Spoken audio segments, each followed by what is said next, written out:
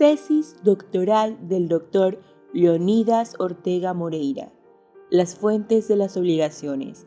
La responsabilidad por los hechos, ideas y doctrinas expuestas en esta tesis corresponde exclusivamente al autor, Leonidas Ortega Moreira. Dedicatoria. Dedico esta tesis a mis padres en testimonio de gratitud y a mis profesores en reconocimiento de sus sabias lecciones, débilmente interpretadas en los conceptos que expongo a continuación. Informe de la comisión. Señor decano, la comisión designada por usted para estudiar la tesis presentada por el señor licenciado don Leonidas Ortega Moreira, a fin de poder ser declarado en aptitud de rendir el grado de doctor en jurisprudencia, informa. El señor licenciado Ortega ha elegido para su disertación un importante tema de derecho civil, las fuentes de las obligaciones. Como bien anota el autor, labor más fácil hubiera sido desarrollar esta tesis sobre cualquier otro tema relacionado, por ejemplo, con el derecho público, y por eso mismo es laudable que haya escogido un punto que por su índole requiere mayor esfuerzo. El señor licenciado Ortega ha comenzado por una exposición preliminar en que establece ciertos conceptos básicos para su disertación, tales como el significado de la palabra fuente, la génesis de las obligaciones, la necesidad de clasificar las fuentes de las obligaciones, los requisitos de una buena clasificación y la diversidad de estas.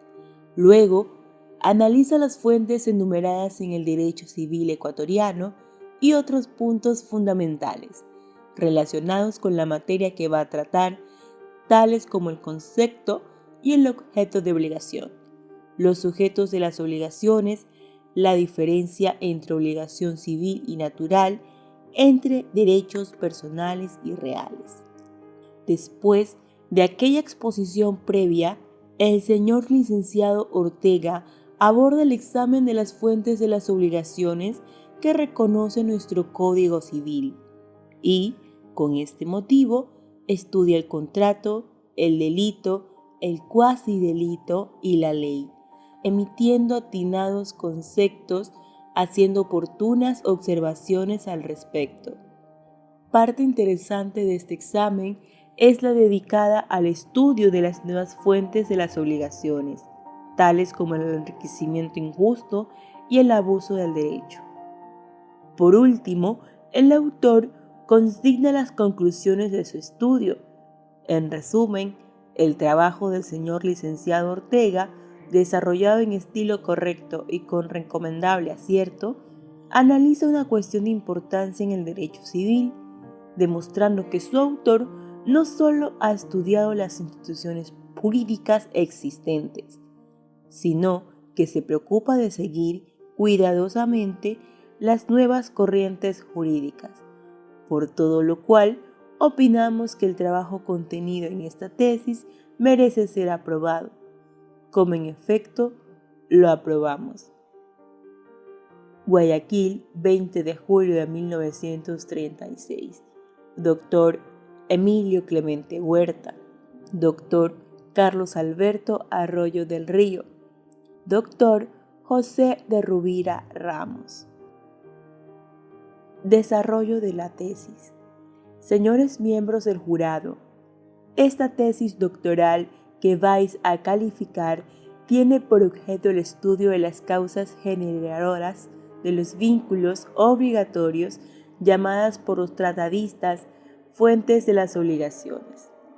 El tema a desarrollar constituye la base para el ejercicio profesional del abogado, por estar enlazado con todo el sistema de la legislación, ya que como acertadamente ha expuesto Ortolán en su obra Generalización del Derecho Romano, todo derecho en definitiva y sin excepción, si se quiere llegar hasta el fondo de las cosas, consiste en obligaciones.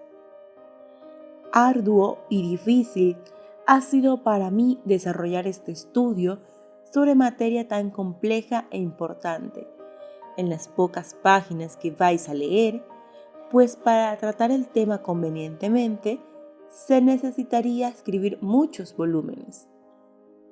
En el curso de mi trabajo, que no es más que una síntesis de las fuentes de las obligaciones, no encontraréis pensamientos originales ni creaciones nuevas de jurisprudencia, pues sí, el sabio civilista Luis Felipe Borja, a pesar de su gran talento y preparación jurídica, ha dicho en la introducción de su obra que escribir algo original sobre Código Civil es empresa muy superior a sus fuerzas, que las creaciones sobre jurisprudencia son hoy tan difíciles y tan raras como las portentosas del inmortal Rafael. ¿Qué no pudiera decir en justificación de esta carencia de su originalidad yo, joven estudiante, recién egresado de la universidad, sin las cualidades intelectuales, culturales y prácticas del famoso comentador del Código Civil chileno? Labor más fácil hubiera sido desarrollar esta tesis sobre cualquier otro tema relacionado, por ejemplo, con el derecho público, que me hubiera exigido menor tiempo de preparación y estudio, permitiendo desde luego una mayor injerencia a la opinión personal, pero convencido de que los hombres se forman venciendo las dificultades, no he querido que el tema de mi tesis doctoral sea en su elección influenciado por el instinto humano de buscar el menor esfuerzo. La única idea que me ha guiado para escribir sobre las fuentes de las obligaciones ha sido como ya lo he expresado, la de que constituyendo en las obligaciones la base de la jurisprudencia, el conocimiento de sus causas generadoras, que es lo más profundamente, debe dominar el estudiante que trata de ingresar a la vida profesional, ya que antes de lanzarse a cualquier procedimiento judicial o absolver una consulta, lo primero que deberá indagar son los hechos jurídicos o no jurídicos que hubieran podido dar nacimiento a los vínculos obligatorios, conocimiento al cual está supeditado su éxito profesional. Las fuentes de las obligaciones. Significado de la palabra fuente. En el tema de nuestra tesis, la palabra fuente tiene un significado metafórico, pues así como llamamos fuente del agua al lugar donde brotando de la tierra se nos hace visible, asimismo denominamos fuentes de las obligaciones a todos aquellos hechos o acontecimientos de los cuales surgen los vínculos de derecho u obligaciones.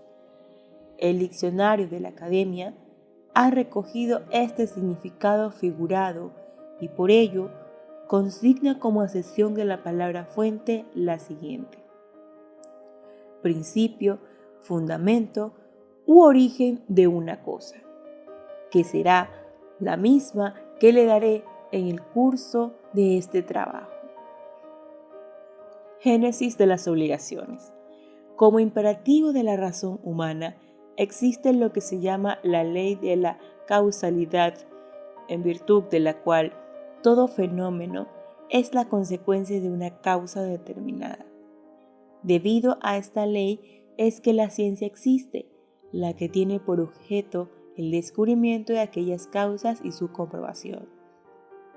Estando tan habituada la razón a querer encontrar la causa de todo lo que existe en el universo, que cuando ello no es posible dentro del campo científico, recurre al religioso, donde existe la primera y universal causa antecedente de todas las cosas: Dios.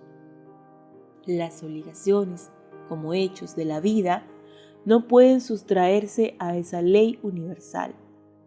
Según afirmación de Giorgi, además, las obligaciones como lazos que disminuyen la libertad del hombre, atributo tan importante para él, deben reconocer como antecedente lo que dice Pani en su filosofía del derecho.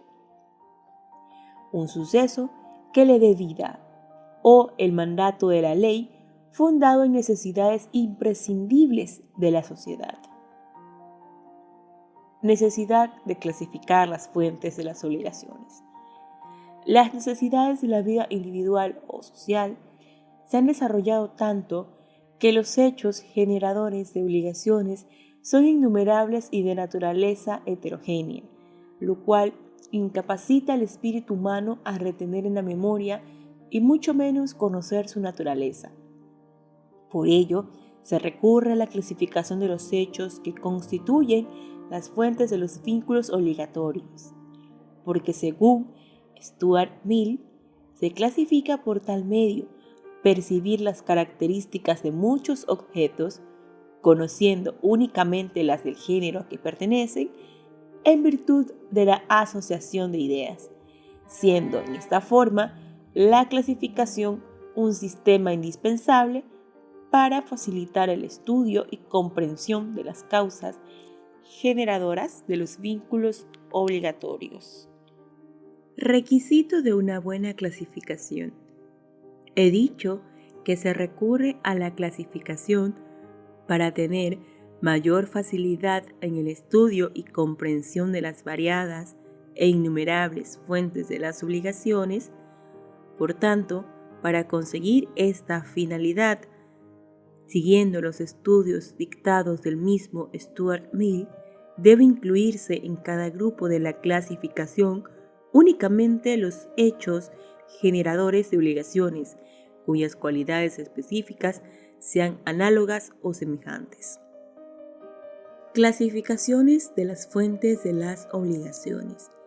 Hay muchas clasificaciones de las fuentes de las obligaciones, tanto de carácter científico como de derecho positivo, pues por lo regular, cada tratadista de la materia y cada código civil tiene su clasificación nueva, como la labor de citar todas aquellas clasificaciones sería muy ímproba y sin mayor utilidad. Para el estudio que me propongo hacer, voy a concretarme a exponer las principales de ellas. Clasificación romanista. El derecho romano en un comienzo admitía la clasificación de las fuentes de las obligaciones en tres categorías que son: primero, aut ex contracto; segundo, aut ex maleficio; tercero, aut proprio quodam iure ex barris causarum figuris. Posteriormente, en la época de Justiniano y por obra de Triboniano, la tercera categoría fue dividida en dos, que se denominaron, siguiendo lo que se ha llamado el gusto romano de las asimilaciones, en quasi ex elito y quasi ex contractu nascuntur.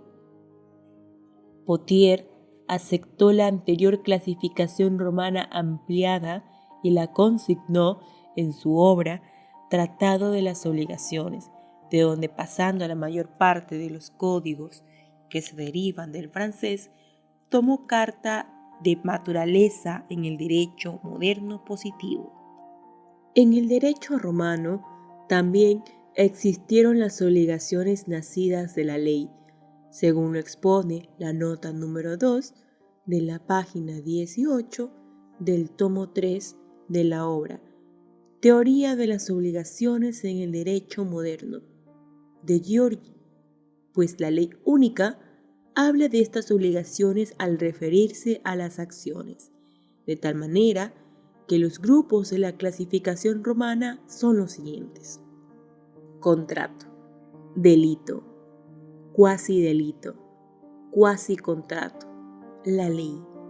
Nuestro Código Civil mantiene la misma división que de las obligaciones hizo el derecho romano, y así el artículo 1427 dice lo siguiente: las obligaciones nacen ya del concurso real de las voluntades de dos o más personas, como en los contratos o convenciones, ya de un hecho voluntario de la persona que se obliga como en la aceptación de una herencia o legado y en todos los cuasi contratos, ya a consecuencia de un hecho que ha inferido injuria o daño a otra persona, como en los delitos y cuasi delitos, ya por disposición de la ley, como entre los padres y los hijos de familia.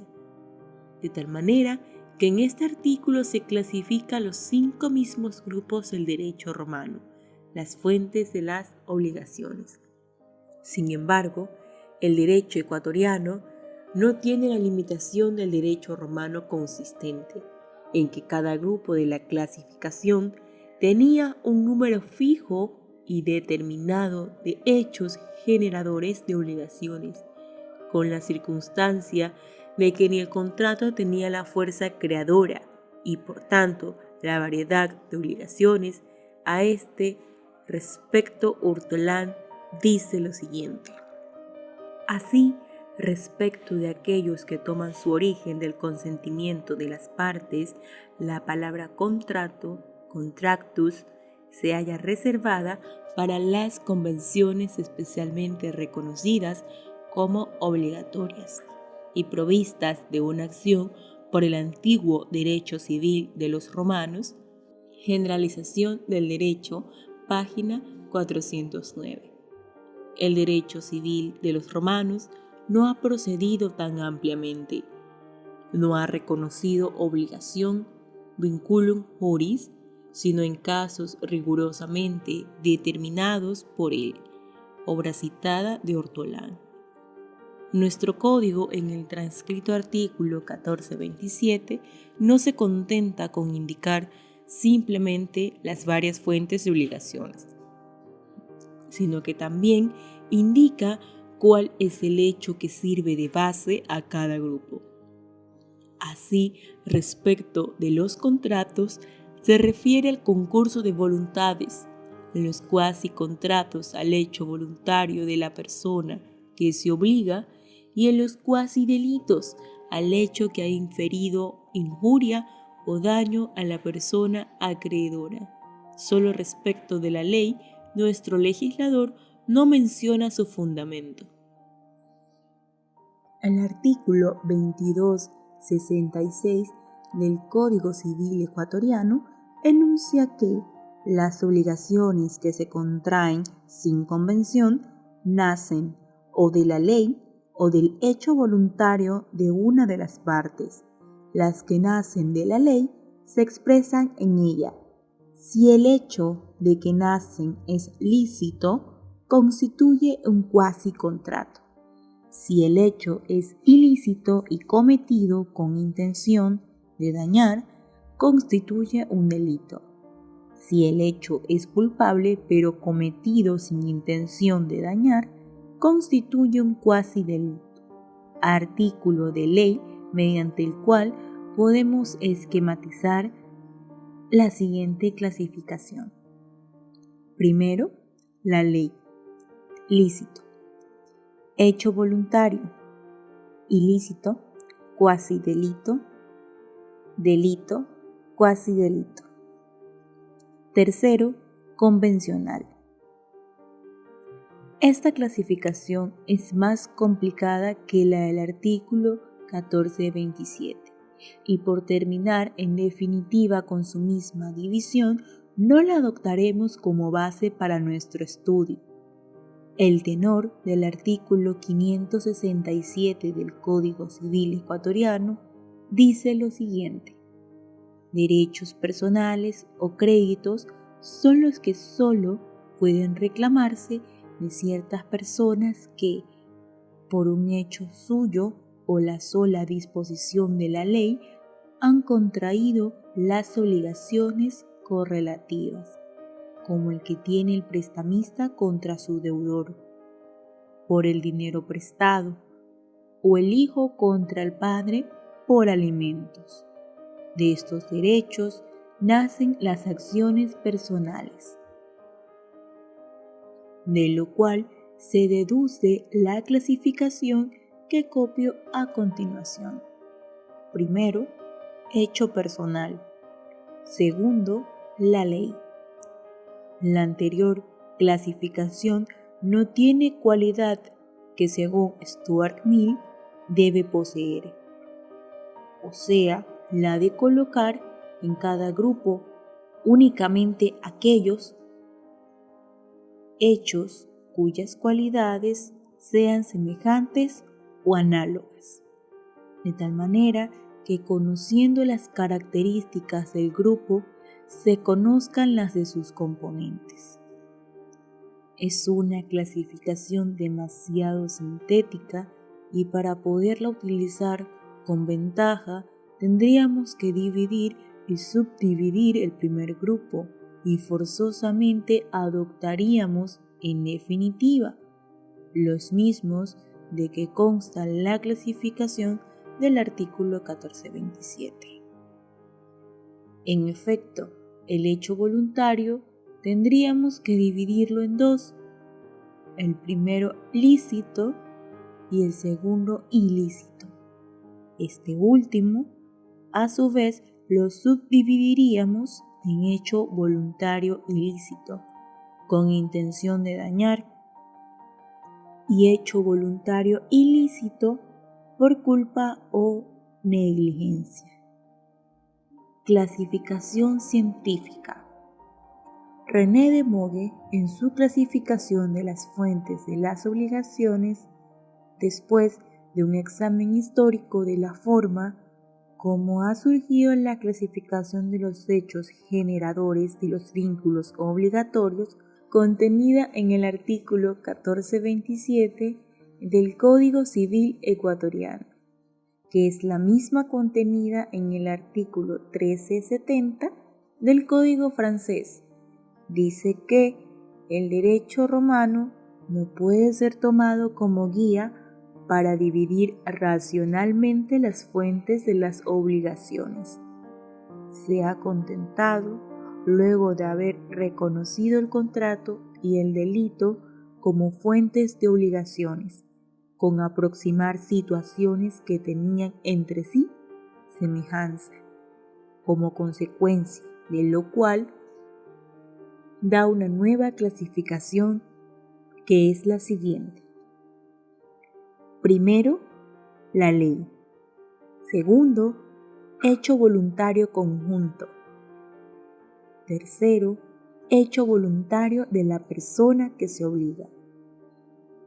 Cuarto, hecho voluntario de la persona para con quien se obliga. Con la anterior clasificación, su autor no se aparta demasiado del derecho romano y, como él mismo lo dice, no hace sino presentarla bajo un nuevo aspecto. Para de Mogue, la primera fuente de obligaciones es la ley, en donde solo encuentra una remota injerencia de la voluntad humana, tan mínima y sin importancia que su acción queda oscurecida por la enorme influencia de la ley. Así, en las obligaciones de alimentos a los hijos, lo primero que se nota es el mandato de la ley, sin que ello excluya la intervención de la voluntad humana en forma remota, en el hecho de la procreación, que es la causa por la cual impone la ley dicha obligación de alimentos a la prole. Mientras que en los vínculos que reconocen como origen inmediato el hecho voluntario de una de las partes, la ley es la que remotamente da eficacia al vínculo, por medio de la acción, ya que la obligación tiene una existencia anterior a la ley. Como ejemplo, podríamos citar un contrato cualquiera, al cual la ley no hace otra cosa que poner al servicio de él todo el sistema jurídico necesario para que él se cumpla llegado el momento de una negativa injusta del deudor. Obra de Giorgio, tomo 3, página 17. Esta clasificación de Mogue tiene para su autor la importancia de que, por medio de ella, se puede inferir la clase de deberes que corresponde a los sujetos de la relación obligatoria. En efecto, si el acreedor ha venido a ser tal por su voluntad, puede imponérsele como compensación cargas bastante graves, sin que pueda quejarse por ello, porque podía evitarlas. El agente oficioso estará obligado a continuar la gestión y a evitar toda falta aún ligera. El heredero estará obligado a pagar las deudas de la sucesión. Al contrario, el legislador se mostrará más circunspecto respecto de la parte que se halla obligada sin su voluntad y que, por lo mismo, no debe ser cargada de grandes obligaciones. Otras de las cualidades importantes de esta clasificación es la de que también pudiera ser aplicable a los modos de extinción. Sobre esto no voy a hacer referencia por ser algo ajeno al tema, materia de esta tesis, pero sí debo decir que esta característica facilita enormemente el aprendizaje, tanto de las causas de las obligaciones como el de los modos de extinguirse. También hay otra clasificación científica semejante a la comprendida en el artículo 567 del Código Civil ecuatoriano, con la única diferencia del cambio de denominación de los grupos, pues en la clasificación científica se denominan obligaciones mediatas a las que el mentado artículo 567 se llama obligaciones que nacen de un hecho personal e inmediatas a las que nacen de la ley. Los inconvenientes de esta clasificación quedaron ya expuestos al referirnos a su semejante del derecho positivo ecuatoriano. Concepto de obligación. Una vez clasificadas las fuentes de las obligaciones, es necesario exponer el concepto de ellas. El Código Civil ecuatoriano no tiene una definición de lo que es obligación. Apenas el artículo 567, al exponer que los derechos personales o créditos, obligaciones, son los que pueden reclamarse de ciertas personas que, por un hecho suyo o la sola disposición de la ley, han contraído las obligaciones correlativas. Nos da una característica que podría ser consignada en la definición como carácter distintivo. En las institutas del derecho romano se decía que la obligación es un vínculo de derecho, formado según nuestro derecho civil y que nos obliga a pagar alguna cosa. Obligatio est jurin vinculum quod necessitate extrinsimur aliquus rei resolvendae est facendae vel prestandae secundum nostra civitatis jure. La palabra pagar del concepto de Justiniano debe de entendérsela en un sentido amplio de dare, facere, prestare. Como consta de los escritos jurisconsultos posteriores a Justiniano, y con esta aclaración tendríamos que la definición romana se identificaría con el concepto moderno de ella. Para la ciencia del derecho moderno, la obligación es, pues, un vínculo jurídico en virtud del cual una parte tiene que dar, hacer o no hacer una cosa, que la otra puede exigir mediante las correspondientes acciones legales. En una definición de obligación es necesario hacer constar que el vínculo es de carácter jurídico, con el objeto de diferenciarlo de otros de carácter moral, y, además, que la parte acreedora puede exigir su cumplimiento mediante las acciones legales, pues esta es una característica de las obligaciones, que la diferencia de los simples deberes morales en que su cumplimiento queda relegado a la esfera de la voluntad. Sujetos de las obligaciones. Los sujetos de las obligaciones se denominan partes. Cada parte puede ser una o varias personas. La parte que tiene sobre sí la carga de realizar o prestar la obligación se llama deudor, y la que puede exigir o en cuyo favor se ha establecido la obligación recibe el nombre de acreedor. La obligación puede ser de carácter solidario o divisible. Es solidaria cuando puede ser exigida íntegramente a cada una de las personas que integran la parte deudora o ser exigida totalmente por cada una de las personas que forman la parte acreedora. Cuando el objeto de la obligación es indivisible, como por ejemplo cuando se debe una mesa, la obligación será esencialmente solidaria. Artículo 15-17 del Código Civil. Mientras que cuando el objeto o prestación puede ser divisible, la obligación se reparte a prorrata.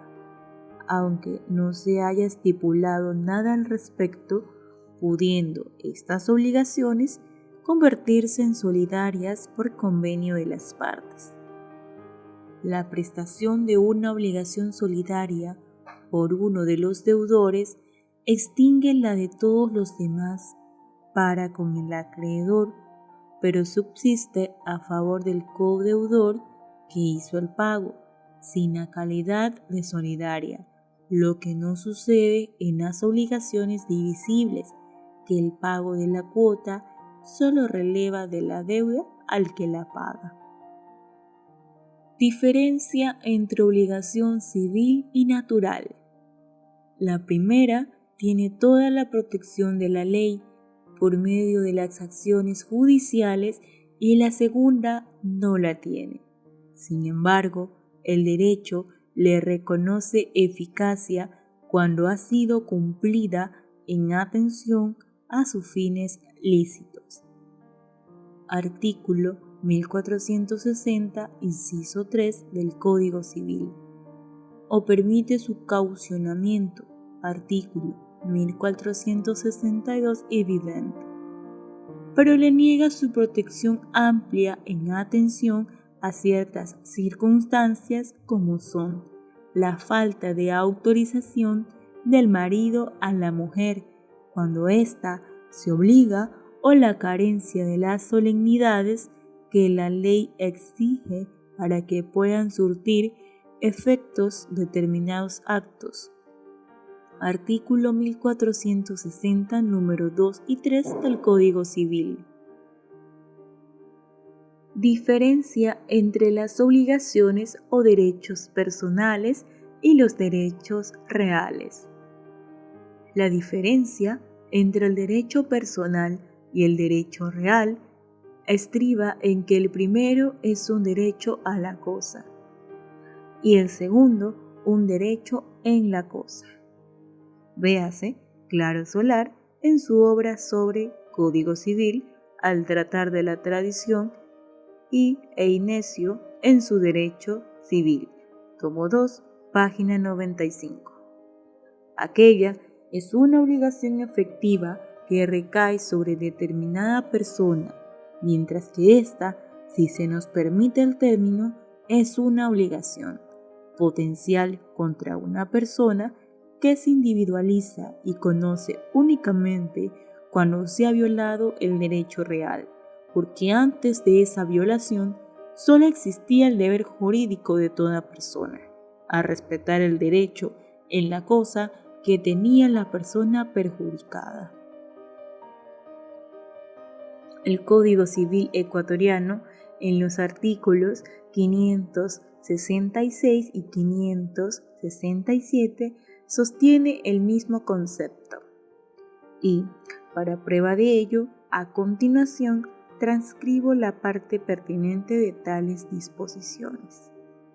Derecho real es el que tenemos sobre una cosa sin respecto a determinada persona, y derechos personales o créditos son los que solo pueden reclamarse de ciertas personas que, etc. Otra diferencia consignada por Alberto Blanco en su tomo primero de su curso sobre obligaciones y contratos en el derecho civil español es la de que en aquella los derechos personales del acreedor pueden ser indeterminados, lo que no sucede en los derechos reales, en los cuales siempre se conoce al acreedor. Como ejemplo de esto tenemos las fundaciones, que como sabemos son creadas por el acto voluntario de una persona que se obliga, siendo los acreedores de obligación, o sea, las personas a cuyo favor se instituye la fundación, completamente indeterminados, y en ningún caso son derechos efectivos a exigir la obligación personalmente. Objeto de las obligaciones. Habíamos dicho anteriormente que ésta tenía por objeto dar o no hacer una cosa. En efecto, sin esto no hay obligación. Ella sería una palabra sin contenido y desprovista de finalidad. Por esta razón es que hay obligaciones que tienen toda la apariencia de tales, pero por no contener en definitiva ningún vínculo entre personas, son nulas por defecto en el lazo, como diría Potier. El derecho romano, al tratar del objeto de las obligaciones, fue más lacónico, pues simplemente decía pagar una cosa. Pero como he manifestado esas dos palabras, hay que entenderlas en un sentido más amplio, y entonces tenemos el mismo concepto moderno. En apoyo de esto, tenemos que un jurisconsulto de aquella época en sus escritos ya diversificaba comentando las institutas de Justiniano, el objeto de las obligaciones en los tres aspectos antedichos. Me refiero a Paulo, que en su libro segundo de sus instituciones, según Ortolán, decía que el objeto de los vínculos obligatorios personales era de dare, facere o prestare. La obligación de dar se reduce a transferir el dominio entregando determinada cosa. La de hacer, a verificar un hecho o padecer, abstenerse. La de prestar, suministrar, procurar una ventaja, una utilidad cualquiera. En este aspecto, la obligación se nos presenta como un medio de vida para los individuos, pues sabido es que ante el cúmulo de necesidades del hombre y su incapacidad para obtener todo lo necesario para satisfacerlas, por su propio esfuerzo, dada su especial aptitud para determinadas cosas, tiene que recurrir a la división de trabajo y con esto al canje de servicios, germen del sistema obligatorio. Por esta razón es que vemos al hombre desde que nace demandando el cumplimiento de obligaciones, ya sea de sus padres, del Estado, etc., sin las cuales no sería posible su vida, para luego verse, a su vez, obligado a un sinnúmero de prestaciones impuestas por la ley o creadas voluntariamente por él, como consecuencia del concurso de voluntades o de un hecho unilateral lícito o ilícito. Los derechos personales son bienes económica y jurídicamente. En economía política son bienes todos aquellos objetos o actos que pueden satisfacer nuestras necesidades y que además el hombre puede destinarlos a ese fin. Y, teniendo las obligaciones, esas cualidades, es lógico que debemos considerarlas como bienes ante dicha ciencia, formando, por tanto, lo que se llama el patrimonio individual. Bani, al hablar de los contratos, sustenta este criterio. Página 212, Filosofía del Derecho. El Código Civil ecuatoriano, en el artículo 569, considera también como bienes a las obligaciones y las divide en dos clases: muebles e inmuebles, según que la cosa sobre que recaiga tenga el carácter de mueble o raíz. Así, por ejemplo, Pedro tiene la obligación de entregar una mesa que va a construir a Juan. En este caso, la obligación del deudor es un bien mueble para el acreedor. Pero si Pedro tiene la obligación de adquirir una casa para venderla a Juan, en este caso el derecho personal que tiene este último sobre el primero es un bien inmueble. ¿Por qué existen las obligaciones? El hombre tiene un cúmulo de necesidades y para satisfacerlas tiene que recurrir al mundo exterior, donde los medios idóneos se encuentran en cantidades limitadas y, la mayor parte en la actualidad, bajo el dominio o posesión de determinados individuos, los que tampoco pueden subvenir a sus necesidades con sus propios bienes, ni producir todo lo necesario para ello, debido a que sus facultades son limitadas con aptitud solo para determinadas funciones, teniendo que recurrir necesariamente al mutuo cambio de bienes y servicios. Pues bien, esta situación del hombre en el mundo es la causa de que exista una serie de obligaciones, y en especial las contractuales, ya que el individuo tiene que pedir la colaboración económica de sus semejantes. A este respecto, séame permitido transcribir un párrafo de la obra intitulada Derecho Natural de Ambras, que evidencia lo expuesto, por mí, con la autoridad de su prestigio.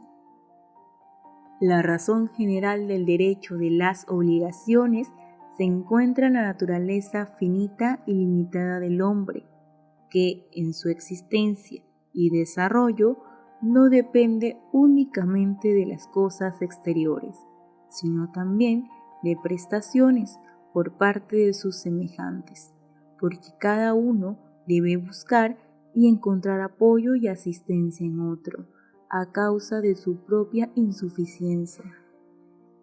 Las obligaciones tienen, pues, su razón de ser en una necesidad física y moral de la vida humana, que no se satisface simplemente por la coexistencia, sino más aún por la asistencia recíproca de los hombres. Leyes del derecho obligatorio. Según el profesor Isilio Bani, las obligaciones están regidas por dos leyes, la libertad y la necesidad. La libertad rige todas aquellas obligaciones de carácter privado en que solo los individuos están interesados en ellas, por lo cual el hombre las constituye con un acto autónomo de su voluntad. La necesidad rige respecto de aquellas obligaciones que tienen cierto interés público, que miran a la organización de la sociedad, de la familia, etc., y a su subsistencia, razón por la cual se crean y tienen que cumplirse por mandato de la ley, sin que la voluntad intervenga, o si interviene es en forma remota. Sin embargo, como afirma el citado profesor, rige también aquellas obligaciones que deben su nacimiento a la libertad humana, y así, en los contratos, una vez efectuados, su cumplimiento se impone por necesidad de orden social, y la ley lo impone así, siguiendo el principio romano, quae ab initio sunt voluntatis ex post facto flunt necessitatis, sancionando de esta manera una necesidad de la vida social.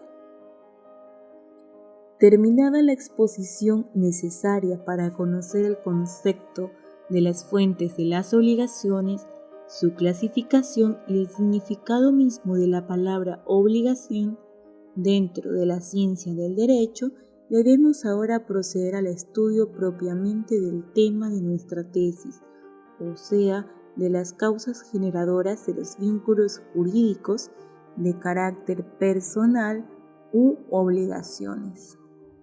Para proceder a este estudio vamos a seguir el orden de las fuentes, consignado en el artículo 1427 del Código Civil, de tal manera que hablaremos primero del contrato, enseguida del cuasi contrato, en tercer lugar del delito y cuasi delito, y en último término de la ley, para dar fin a nuestra tesis con el estudio de los que algunos tratadistas han llamado las nuevas fuentes de las obligaciones y la exposición del criterio personal sobre la necesidad de agregar una nueva categoría de obligaciones a la clasificación romanista contenida en el citado artículo 1427 del Código Civil.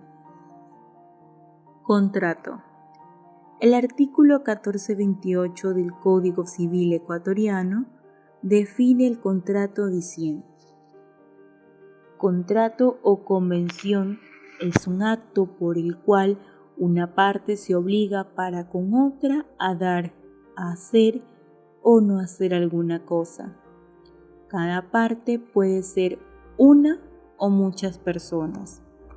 La anterior definición es defectuosa por asimilar al contrato, que es la especie, con el género, que es la convención, pues todo contrato es convención, pero toda convención no es un contrato.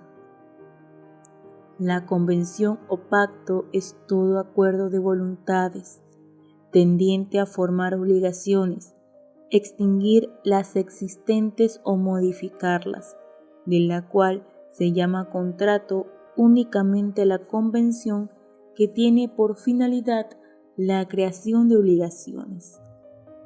De tal manera que la definición de nuestro código debiera comenzar así: contrato es una especie de convención, etc.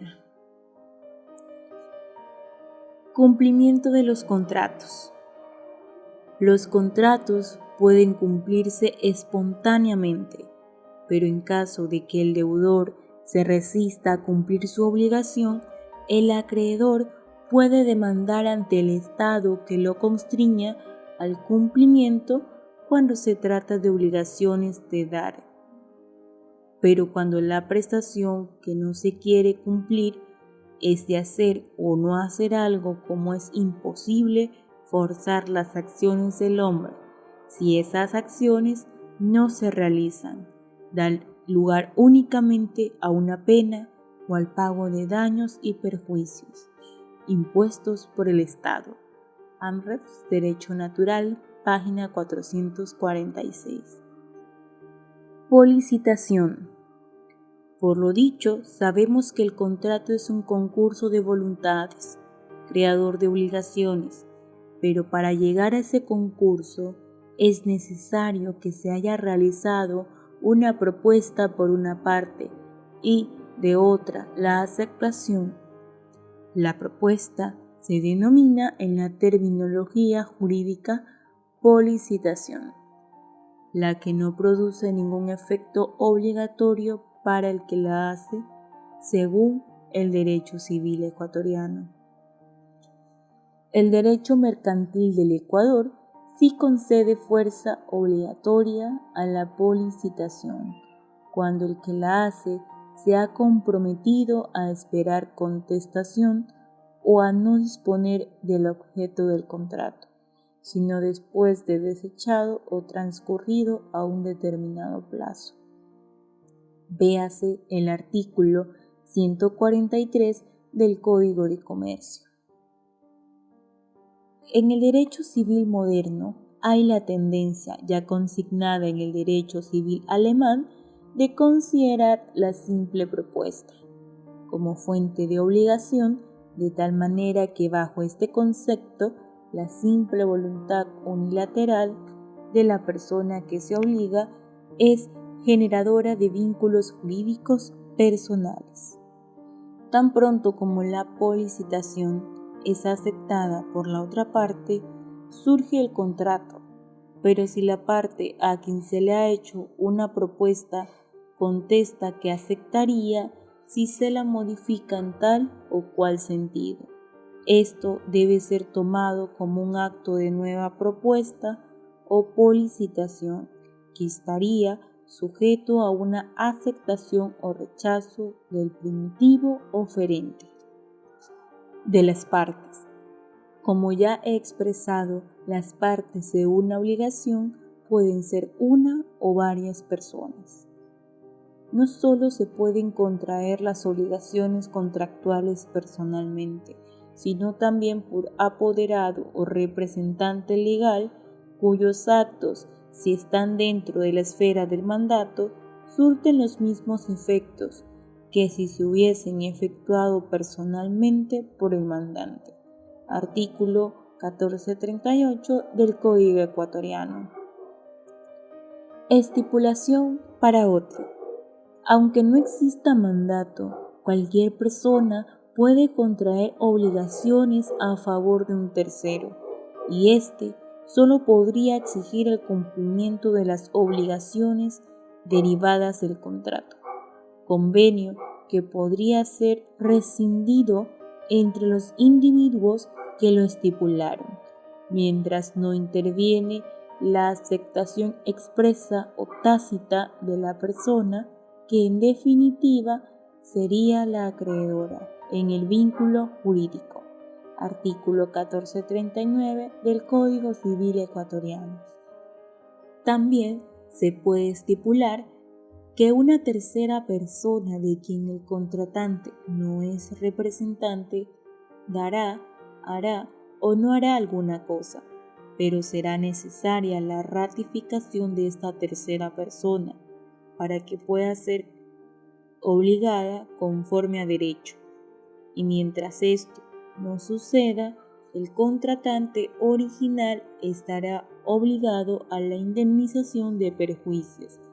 Atenta la disposición contenida en el artículo 1440 de nuestro Código Civil. El contrato solo obliga a las partes que lo han celebrado. Este es un principio que hay que tenerlo presente, pues lo pactado solo puede obligar a los que han convenido en ello, mas no a terceros. La obligación, lazo de tanta trascendencia para la libertad humana, debe tener una causa proporcionada a tal efecto, cual sería en este caso la voluntad humana y no habiéndose manifestado esta por parte de determinado individuo, mal podría ser sujeto de una obligación contractual. Lo dicho no se opone a que, como hemos visto, la parte de una relación jurídica obligatoria puede ser un mandatario, ya que los actos de éste, dentro de la esfera de sus atribuciones, se supone, son ejecutados directamente por el poder dante. Capacidad de los contratantes. La base de los contratos es el consentimiento mutuo, pero este consentimiento debe ser de persona capaz. Por regla general, el Código Civil nuestro dice que todas las personas son capaces, a excepción de las que la ley declara incapaces. Artículo 1436 del citado Cuerpo de Leyes. La incapacidad de las personas puede ser absoluta para todo género de contratos, como cuando se trata de los dementes, los impúberes y los sordomudos, que no pueden darse a entender por escrito, no surtiendo los actos de estas personas, ni aún obligaciones naturales, por falta de inteligencia y voluntad. Hay otro grupo de personas formadas por las entidades morales o jurídicas, los menores adultos, los disipadores, interdictos y mujeres casadas, que si bien son incapaces, sus actos pueden surtir efectos en determinadas circunstancias previstas por las leyes. La ley, fuera de las incapacidades anteriores, determina frente a determinadas situaciones incapacidades para verificar tal o cual acto, como sucede respecto de los empleados públicos, que se les prohíbe adquirir los objetos que se venden por su intermedio, y también a los jueces y abogados los bienes en cuyo litigio han intervenido. Artículo 1788 del Código Civil ecuatoriano. En resumen, las incapacidades son de tres clases que las podríamos determinar y esquematizar de la forma siguiente. Primera absoluta, artículo 1437 del Código Civil, primera de incapacidades. Segunda relativa, artículo 1437 del Código, tercera de incapacidades. Tercera especial o particular, artículo 1437 del Código, cuarto de incapacidades. Cosas que deben distinguirse en todo contrato.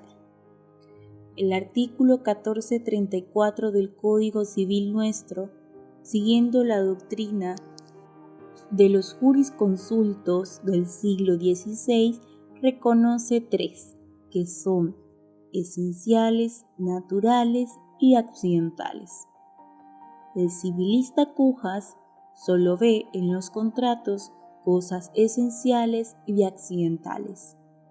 Son de la esencia de los contratos aquellas cosas sin las cuales o no surte efecto alguno o degenera en otro contrato diferente. Por ejemplo, si doy monedas de oro en préstamo de uso o comodato, con el objeto de verificar una exhibición de ellas, es cosa esencial del contrato, que las monedas no se consuman y me sean devueltas las mismas, pues si ello no se efectúa, por venderse las monedas, consumirse para el que las tiene. El contrato se convertiría en mutuo. Si presto en comodato una casa y estipulo que por este servicio se me pagará una suma de dinero determinada, el contrato ya no será de comodato, pues este, por su esencia, es gratuito. El convenio habría degenerado o convertido en arrendamiento. Cosas de la naturaleza de los contratos. Dice el Código Civil en el artículo citado que son de la naturaleza de un contrato las que no siendo esenciales en él se entienden pertenecerle, sin necesidad de una cláusula especial. Potier dice que estas cosas ocupan el justo medio entre las que se refieren a los contratos, pues están colocadas entre las esenciales y las accidentales, diferenciándose de las primeras en las que el contrato conserva su fisonomía a pesar de cualquier cambio en dichas cosas, y de las accidentales en que no necesitan de una estipulación especial, es decir, se entienden incorporadas al contrato, sin necesidad de cláusula especial. Como un ejemplo de las cosas de la naturaleza de los contratos, voy a citar el siguiente. El artículo 1931 de nuestro Código Civil dispone que el arrendatario está obligado a las reparaciones locativas, siendo esta obligación de la naturaleza del contrato de arrendamiento, porque se supone que todo contrato de arrendamiento lleva esa condición, a pesar de lo cual los contratantes podrían disponer en el convenio algo contrario a dicha obligación, sin que se varíe la fisonomía del contrato que seguirá siendo de arrendamiento. Cosas accidentales. El anteriormente citado artículo del Código Civil define estas cosas en el sentido de que son aquellas que ni esencial ni naturalmente le pertenecen y que se les agregan por medio de cláusulas especiales. Son cosas que por relacionarse exclusivamente con el derecho privado de carácter secundario, muy variables y, por tanto, poco previsibles, quedan relegadas exclusivamente al imperio de la autonomía de la voluntad, pues deben expresarse para que se las considere incorporadas al contrato. Como ejemplo de las cosas accidentales, Potier, en su obra de las obligaciones, nos da la cuantía de los plazos en las obligaciones contractuales. División de los contratos. Respecto de la división de los contratos, voy a seguir casi exactamente el sistema de nuestro Código Sustantivo Civil, que aparte de dividirlos, define a cada uno de ellos en el título primero del libro cuarto.